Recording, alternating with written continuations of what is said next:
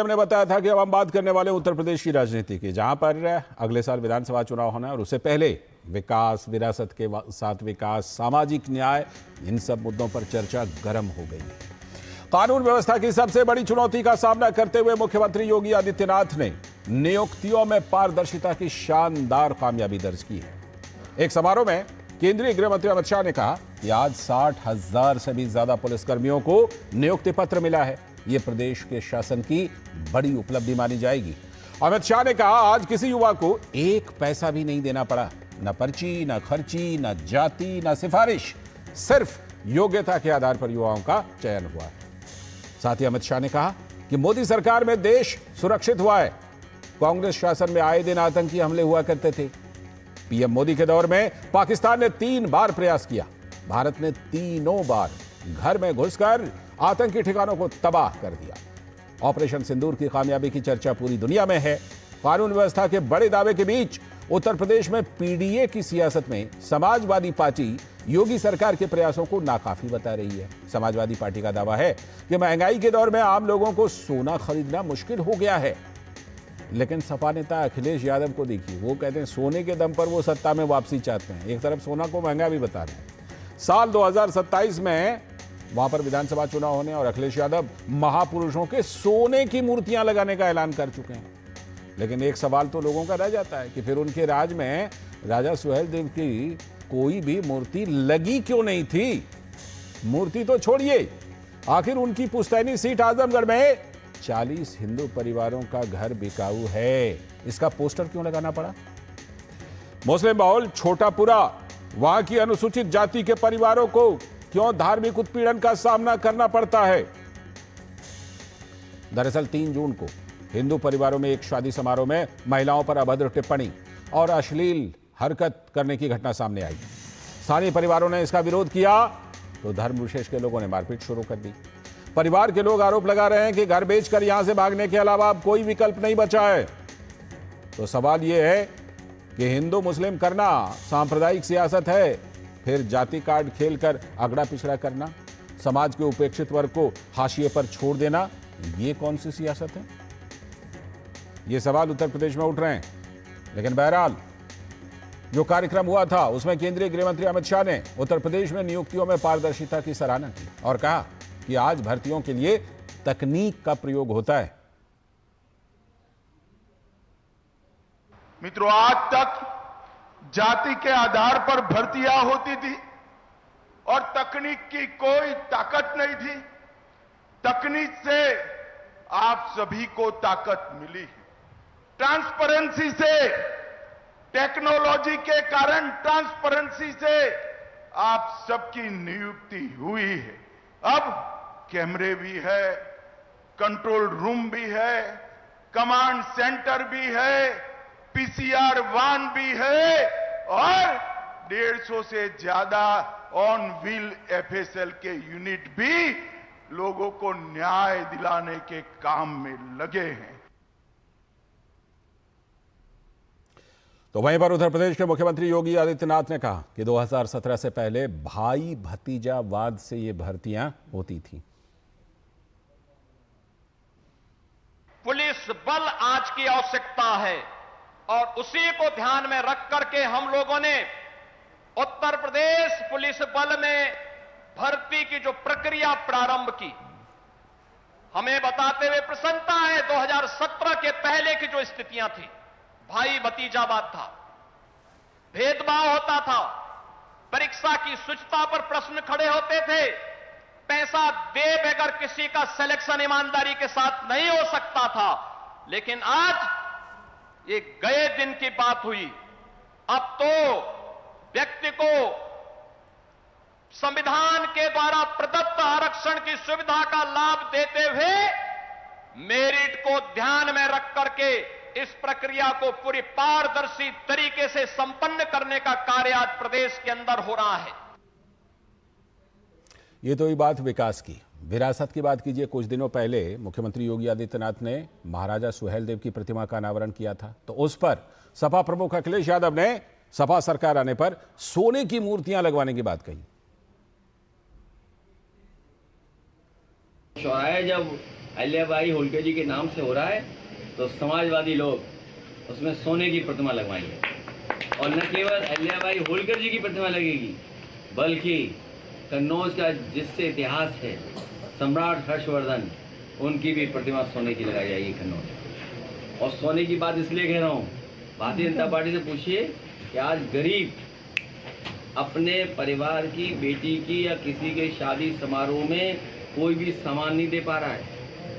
आज अखबारों में पढ़ा है, अखबारों में खबर आई है कि सोना 1 लाख से ऊपर चला गया।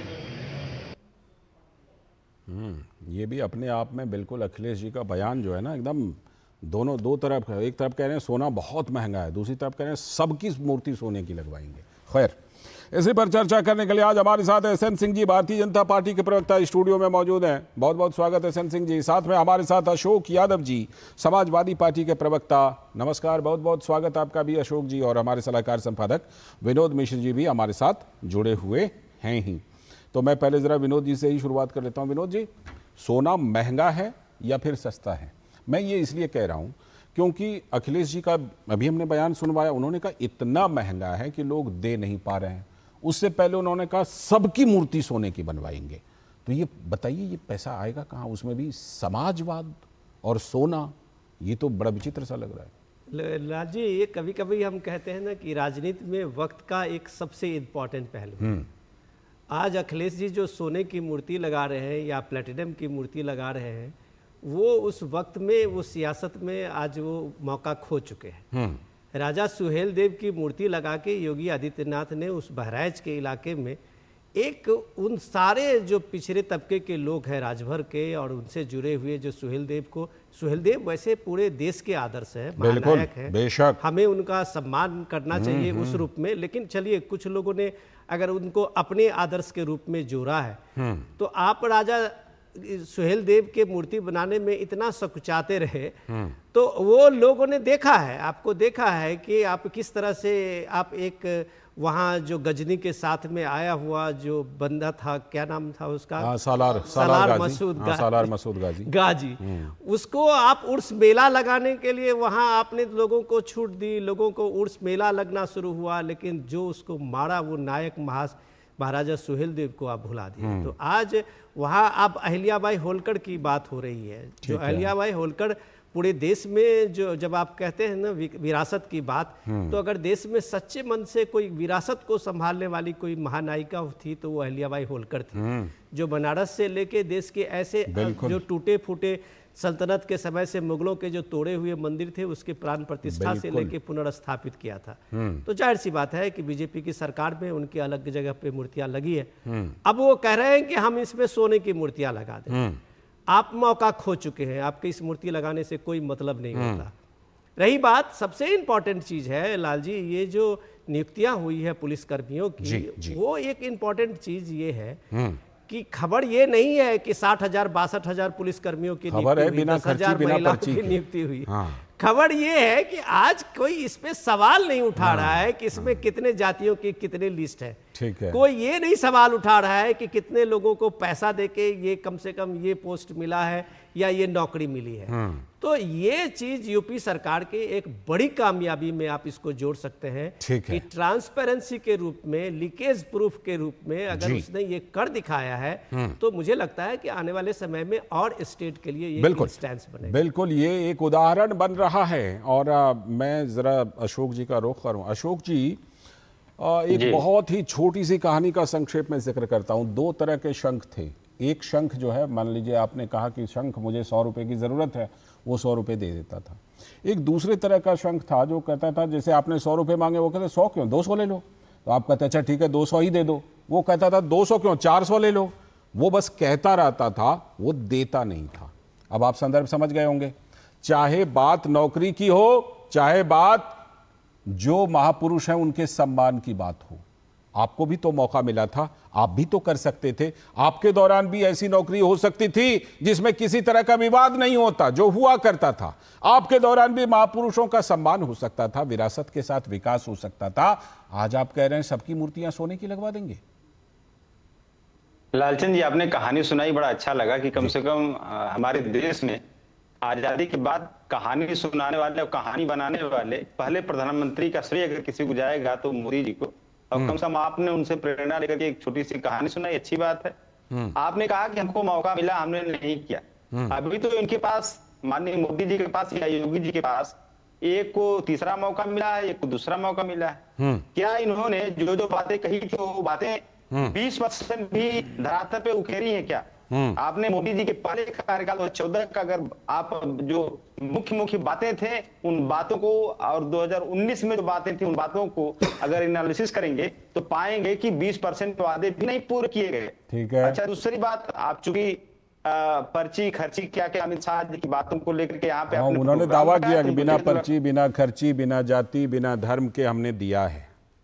जी जी, नहीं अच्छी बात है, अच्छी बात है। अमित शाह जी को शायद उनको स्क्रिप्ट लिख के दे दी गई होगी, पर्ची लिख के दे दी गई होगी कि आपको यही पढ़ना है, नहीं तो नहीं पढ़े होते। तो देख तो उनका नाम, उनका फोटो गायब हो गया पोस्टर से उत्तर प्रदेश से। अच्छा ठीक है, पोस्टर गायब हो गया, पोस्टर पर से फोटो, लेकिन पर्ची उनको सही देना चाहिए था बाबा जी को। पर्ची भी उनको गलत पकड़ा दिए। पर्ची अगर सही दिए होते तो उस पर्ची में नाम एक इंसिडेंट जरूर रहना चाहिए था चंद जी कि सितंबर 2020 में उत्तर प्रदेश में आरओ और एआरओ की 186 पदों पर विज्ञापन निकलता है, जो रिव्यू ऑफिसर और असिस्टेंट रिव्यू ऑफिसर का भर्ती का विज्ञापन निकलता है, जिसकी परीक्षा होती है और उसका रिजल्ट 2021 मार्च में निकलता है। उसमें पाया जाता है कि 186 पदों में से 38 पद सिर्फ उत्तर प्रदेश योगी सरकार के बड़े नेताओं के, बड़े अधिकारियों के। ठीक है, एसएन सिंह जी से जवाब लेता हूं।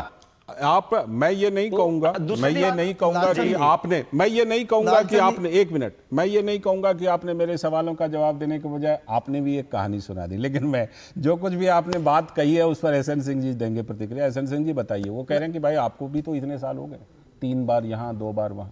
लालचंद जी देखिए, कहानी की बात कहेंगे तो आदरणीय अखिलेश यादव जी कितनी कहानियां सुबह उठ के सुनाते हैं। हमें लगता है कि समाजवादी की पार्टी के प्रवक्ता उन पर टिप्पणी कर। हम आज की चर्चा पे आते हैं। आपने डंके के चोट पे पूछा और मैं डंके के चोट पे कह रहा हूं कि भाई आदरणीय मुख्यमंत्री जी ने जो कहा, आदरणीय गृह मंत्री जी ने कहा और सभी लोग जो कह रहे हैं कि ये बिना खर्ची पर्ची के नौकरी मिली कि नहीं, और मैं तो चुनौती दे रहा हूं कि अगर आपको कहीं जानकारी हो तो बता दीजिए। लेकिन बहुत सारे अखबारों का नाम लेना ठीक नहीं रहेगा, मैं कोट करके कहूंगा कि इनके समय में 27,000 पुलिस की भर्ती होती है और अखबारों में बड़ी बड़ी खबर आती है कि कुछ पर्चियों पे नौकरी मिली, कुछ जातियों को नौकरी मिली, कुछ जिले को नौकरी मिली, कुछ तहसील को मिली।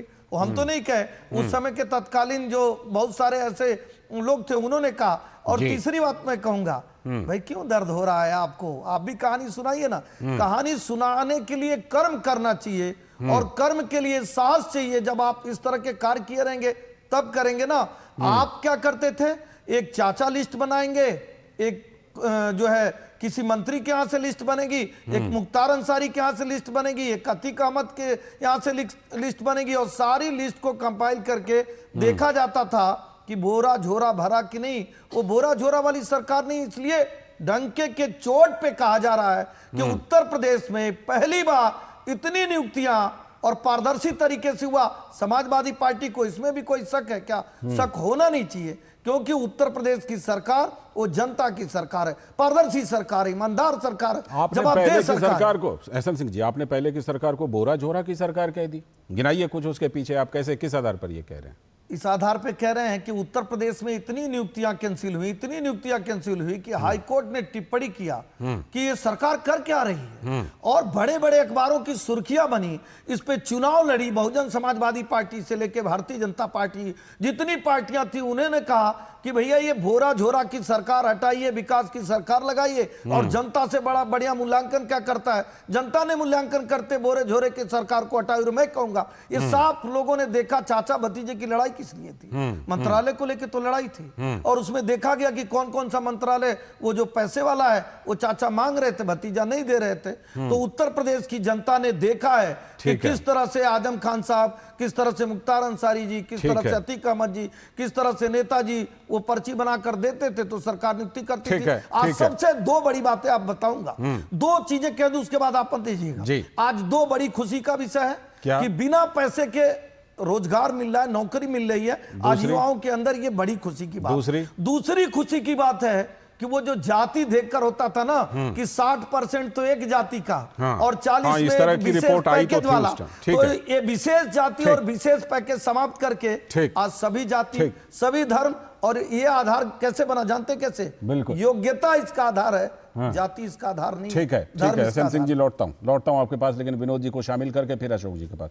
विनोद जी, क्या योगी आदित्यनाथ ने, आप देखें चाहे निवेश हो, विकास हो, रोजगार हो या फिर विरासत को लेकर हुआ काम हो, क्या अलग अलग, मतलब 2027 में वहां देखिए चुनाव भी होना है, क्या अलग अलग इतने फ्रंट, इतने मतलब पिच खोल दिए हैं योगी सरकार ने कि अखिलेश जी को यह भी बयान देना पड़ता है सबकी मूर्तियां बनवाऊंगा, वो भी सोने की बनवाऊंगा?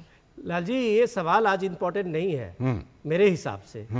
इंपॉर्टेंट सवाल ये है, सपा के भी प्रवक्ता है, बीजेपी के भी प्रवक्ता है, इन दोनों से पूछना चाहिए कि जिसकी जितना संख्या भारी, ये सियासत यूपी में आजमगढ़ में अगर 40 हिंदू परिवार, वो भी दलित समाज के लोग हैं, वो अपने घरों पे अगर ये नोटिस चिपकाए हुए हैं कि ये घर बिकाऊ है, तो आप समझिए कि ये एक बड़ा कलंक है। ये बीजेपी को भी जवाब देना है इसको, और इस पर सपा के, क्योंकि सरकार तो बीजेपी की है, बीजेपी की है। और दूसरा सबसे इंपॉर्टेंट ये है कि वो आजमगढ़ कम से कम सपा के पुश्तैनी सीट माना जाए। आप एक पुश्तैनी सीट पे, एक उस इलाके में, मुस्लिम बहुल इलाका जो है, उसमें एक गांव में अगर आबादी बड़ी मुस्लिम की है, तो वहां पे जो शेड्यूल कास्ट के लोग हैं, हिंदू समाज के जो लोग हैं, वो अपने शादी विवाह में नाच गान भी नहीं करें, अपने धार्मिक उत्सव भी ना मनाएं, और उत्सव मनाएंगे वो तो वो लम्फे लुंगे लुच्चे जो लोग हैं उसके औरतों के बीच में आ जाएंगे, फोटोग्राफी करेंगे, कैमरा लेके पहुंचेंगे, अभद्र टिप्पणी करेंगे, और इसीलिए वो रोका था, जिसपे वहां पे एक दंगा हुआ।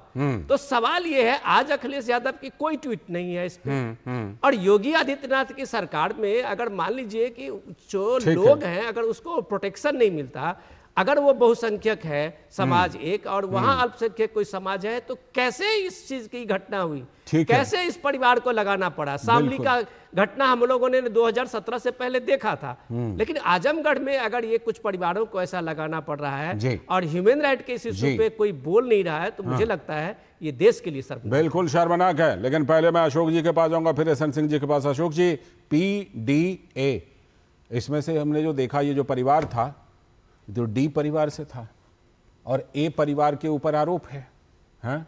कैसे ये फिर PDA का फॉर्मूला चलेगा जब इस पर एक छोटी सी प्रतिक्रिया भी नहीं दीजिएगा? मैं एसएन सिंह जी सत्ताधारी हैं, उनसे तो सवाल पूछूंगा ही, लेकिन आपसे भी तो सवाल बनता है कि आप PDA को लेकर चलते हैं, तो आपकी कोई प्रतिक्रिया नहीं इस पर? अखिलेश जी छोटा सा ट्वीट ही कर देते। लक्ष्य देखिए, क्योंकि मैंने सवाल था, आपने आपको सवाल एसएन सिंह जी से पूछना चाहिए था। मैं पूछूंगा एकदम, मैं एलानिया तौर पर कह रहा हूं। हाई कोर्ट ने उस पे आदेश दिया था सीबीआई जांच का कि भर्ती घोटाला किया गया, इसमें 38 पद इनके अधिकारी नेताओं के लोगों की भर्ती कराने वाली उनकी आवाज में कुछ डिस्टर्बेंस है अशोक जी की आवाज। भर्ती कराने वाली एजेंसी के मालिक पद नहीं कहोगे उसमें। अशोक जी देखिए, आपकी आवाज अगर ठीक हो पाए। अब बोलिए तो एक बार, बोलिए एक बार।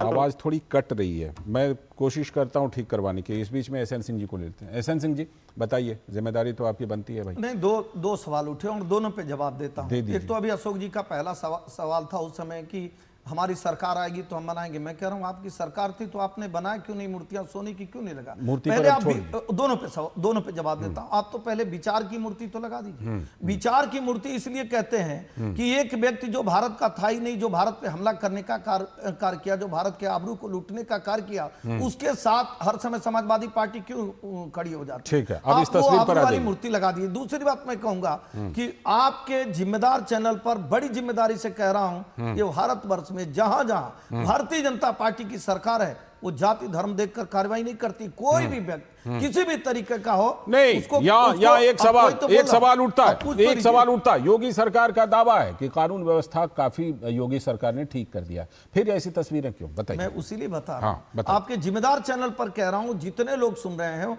ये जाने कि वो पुराना कहराना था, वो पुराना संबल था। आज संबल से किसी को ये लगाने की आवश्यकता पड़ रही है क्या? और जिन्होंने भी लगाया, ये कहा जा रहा है कि योगी जी की सरकार है, आपकी सरकार है, जनता की सरकार है, पारदर्शी सरकार है, और किसी माई के लाल में इतनी ताकत नहीं है जैसे प्रयागराज से, मऊ से, मुजफ्फरनगर से, बरेली से, बदायूं से ऐसे दृश्य पहले समाजवादी पार्टी की सरकार में आते थे। तो सर आजमगढ़ से भी तो नहीं आनी चाहिए। भारतीय जनता पार्टी की सरकार में मैं दोबारा कह रहा हूं कि जिन्होंने भी लगाया उनको भय करने की आवश्यकता नहीं।